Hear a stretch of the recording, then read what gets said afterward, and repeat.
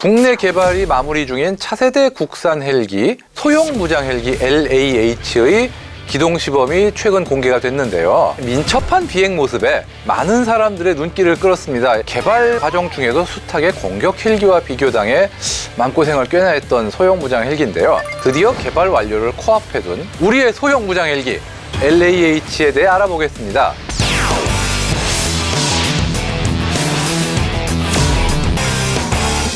원래 우리나라는 KHP, 즉 한국형 헬리콥터 프로젝트를 통해서 기동 헬기를 개발하고 그걸 토대로 경공격 헬기도 만들 계획이었는데요. 근데 이 KHP 계획으로 만들어진 수리온이 2만 파운드급, 약 9톤의 상당한 체급이 돼버렸어요. 그러다 보니까 이걸 개조하면 경공격 헬기라고 부르기엔 너무 커져. 결국 대형의 하이급 공격 헬기는 해외에서 직도입하기로 하면서 오늘날 운영 중인 아파치 가디언이 됐고요. 소형 공격 헬기는 수리온과는 별개 모델의 국산으로 결정됩니다. 개발 과정에서 이 소형 공격 헬기를 공격 헬기 전용으로 따로 개발하는 거는 야 이거 시장성이 너무 낮다. 어디 또 팔겠냐 해가지고 공격 전용 헬기가 아니라 민수용으로도 판매가 가능한 다목적 헬기로 방향이 바뀝니다. 즉 다목적 헬기를 만들어서 민수용으로도 팔고 그거에 무장용을 개발해서 소형 공격 헬기를 이 소요를 충족하기로 하자 이렇게 한 거죠. 이 때문에 명칭도 KAH 즉 한국형 공격 헬기에서 LAH 경무장 헬기로 바뀐 겁니다. LAH는 육군이 기존에 운용하던 500MD 130여 대, B550여 대, EH-1S 코브라 70여 대를 대체하기 위해서 예상 납품 수량이 214대로 갖춰졌습니다. 2012년 말에 탐색 개발을 완료했고요. 2014년 말부터 본격적인 개발이 시작되어 2018년 12월 18일 CJ 1호기의 출고식이 진행됐으며 드디어 2022년 11월까지 개발이 완료될 예정입니다. 진짜 코앞이네요. LAH는 엄밀하게 따지면 국제 공동 개발이라고 할 수 있습니다. 에어버스 헬리콥터, 그러니까 유럽의 업체죠. 이 에어버스 헬리콥터가 자사의 H155 헬리콥터 플랫폼의 설계를 제공해서 우리나라가 그것을 우리 목적에 맞게 좀 바꾼 것이라 할 수 있습니다. 에어버스 헬리콥터는 원래 4천억 원의 부담금을 내고 공동 개발을 하기로 했는데 부담금을 내는 대신에 자, 이 H155 설계를 드릴게요 하고 기존에 만들고 있던 H155의 생산 라인을 중단을 했습니다. 우리나라의 독점권을 인정한 거죠. 소형 무장 헬기지만 공개된 무장 능력이 의외로 빵빵하다고 소문이 났는데요. 한번 말씀 좀 해주시죠. 이게 사실 LAH가 말이 소형이지 중형급이에요. 우리가 흔히 하는 UH-1이나 AH-1 코브라하고 비슷한 덩치입니다. LAH는 20mm 3연장 게틀링 기관포 그거를 기수 아래 노즈 터렛 즉 이 비행기의 코 아래에 달려있고 이 상하좌우 자유자재로 회전할 수 있는 총탑 형태로 설치했고요. 날개 좌우에는 스터브윙 즉 아주 짧은 날개 설치해가지고 양쪽에 각각 2발씩 총 4발의 대전차 미사일을 설치할 수 있습니다. 이게 4발씩 달 필요 없다 그러면 한쪽에 미사일 2발만 달고 반대쪽에 70mm 7연장 로켓 발사관을 설치하거나 미사일 다 떼고 좌우 모두에 각각 7발씩 14발의 로켓을 설치하는 것도 가능하죠. 앞서 말씀드린 대로 경량이라고 불리지만 기존의 코브라와 비교해도 꿀리지 않는 덩치와 엔진의 힘을 가진 헬리콥터입니다.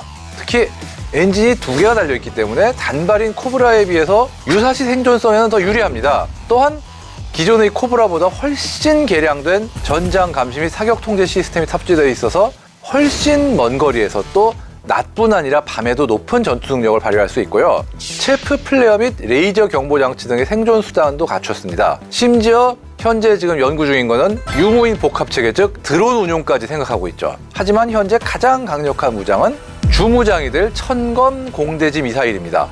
천검 공대지 미사일은 8km의 사거리를 가지는 미사일인데요. 이게 광섬유 케이블을 연결해가지고 헬기에서 조종이 가능합니다. 이 미사일 탄두에 달려있는 카메라 영상을 보고 이 헬기에서 모니터 보면서 이게 이쪽으로 날아가는구나 표적 조정해서 조종을 하는 거죠. 하지만 필요하다면 조종을 하지 말고 현궁처럼 미사일이 자체적으로 목표를 탐지 유도하는 발사 후 망각 방식으로도 운용할 수 있어서 운용의 융통성이 훨씬 높습니다. 이 사거리만 봐도 기존의 코브라 헬기가 쓰던 토우 미사일보다 2배나 늘어났기 때문에 이처럼 사거리와 유도 방식의 발전 때문에 교전 능력은 크게 높아졌고 특히 헬기가 숨은 상태에서 발사해도 미사일을 유도할 수 있기 때문에 생존성이 엄청나게 높아진 거죠.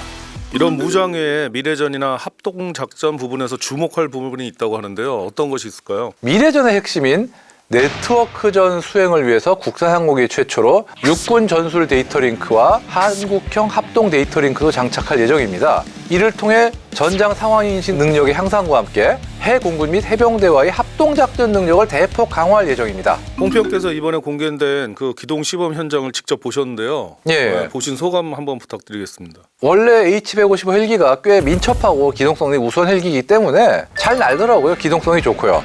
또 이 LAH는 최근에 개발된 거다 보니까 기존의 외산 헬기들보다는 성능이 우수한 자동 비행 조종 장치 및 항법 장치를 적용해서 비행 안전성이 획기적으로 높아졌다는 평가를 받고 있는데요. 그게 아마 이번 기동 시범 현장에서 어느 정도 드러나지 않았나 싶기도 합니다. 자동 비행 조종 장치는 비행 안전성뿐 아니라 사격 때 발생하는 각종 반동까지 고려해서 항공기의 자세 변화를 최소화하면서 사격할 수 있게 하는 거죠. 즉 풀을 쏘는데 흔들리죠. 그리고 흔들리는 것까지 나름 보조해서 조종을 해준다는 얘기입니다. 그렇기 때문에 20mm 기관 포탄과 70mm 로켓탄 등 무유도화기의 정확도 또한 향상되게 했다고 하는데요.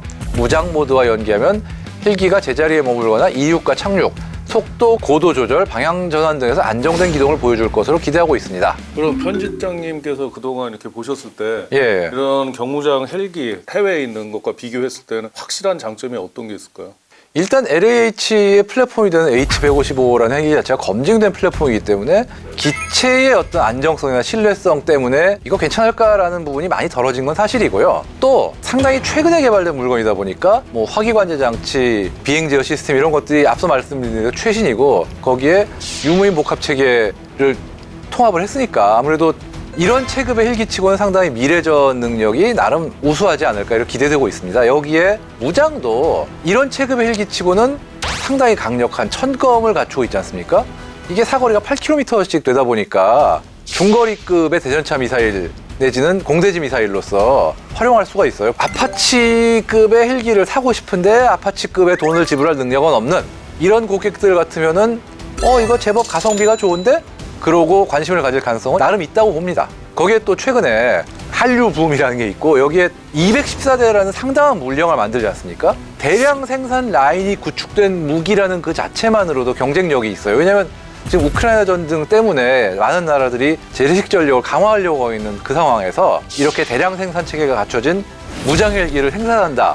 이것만으로도 나름 경쟁력으로 살릴 수 있지 않을까 이렇게 기대가 됩니다. 공개된 스펙처럼 잘 만들어진다면 LAH의 개량형 또한 기대해 볼 수 있을까요? 이게 원래 군에는 지금 LAH만 납품될 예정이긴 합니다. 하지만 KAI 측은 LAH의 설계를 기초로 다용도 헬기인 LUH 또 특수전용 헬기인 SAH도 제안을 하고 있습니다.